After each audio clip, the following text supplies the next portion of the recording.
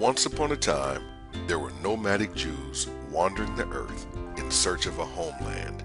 They had been expelled from many places around the world. The nomads came up with a brilliant idea to end their homelessness. They created a fairy tale book called the Old Testament. The Old Testament consists of mythological characters based off the stories they gathered from the many places they once lived. A few of the Old Testament's many magical characters include Abraham, Moses, and David. But the meanest, most intimidating character of them all was a monolithic sky daddy they called God. This God possessed magical powers. He made everything and everybody, knew everything, and lived in a magical place called heaven. Because the nomadic Jews were desperate and homeless, they, of course, claimed that God chose them as his favorite people and promised them a homeland called Israel. This God defended his favorite people by murdering and attacking many non-Jewish villages. He put curses and plagues on people and consistently gave orders to slaughter and kill men, women, and children. The nomadic Jews deliberately created this God to be big and bad in order to send a strong message to those who would rise against them. Their message was, if you keep mistreating us, our God will destroy you. All of the fables, characters, and propaganda became known as Judaism.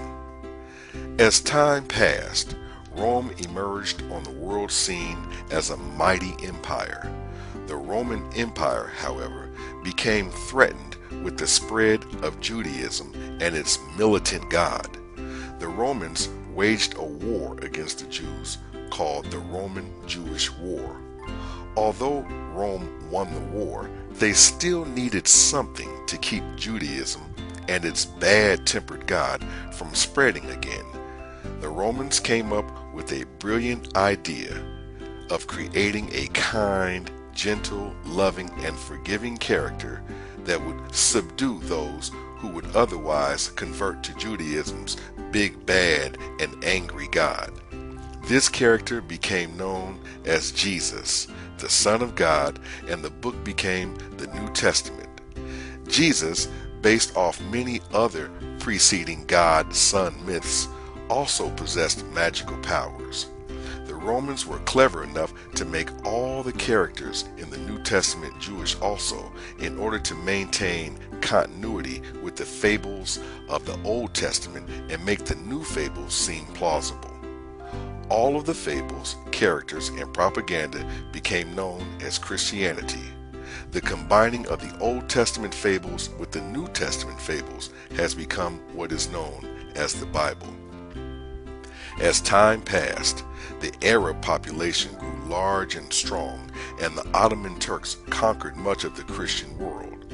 But the Arabs were missing something, a God of their own.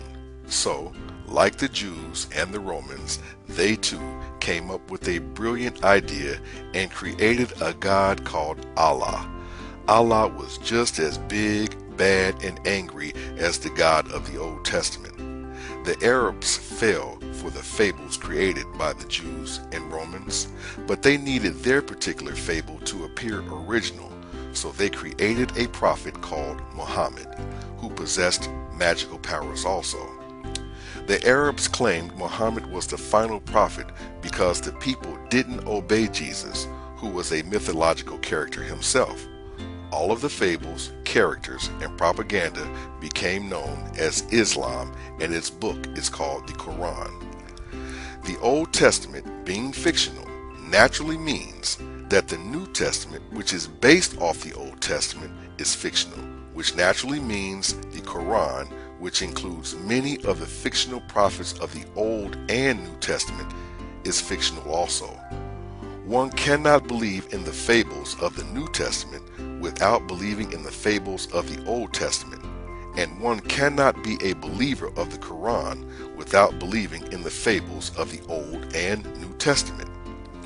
As time has passed, the myths, which all started with the nomadic Jews, are now widely believed by most of the world's inhabitants. Israel has become a Jewish homeland because of these fables.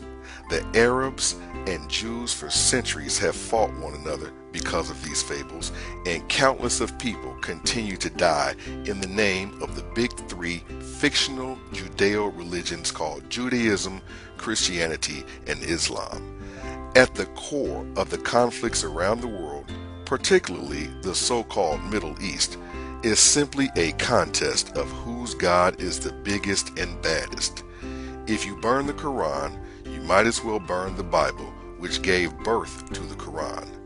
But instead of burning the Quran or the Bible, in the name of world peace, do the human species a huge favor. Burn the fairy tale that gave birth to them all.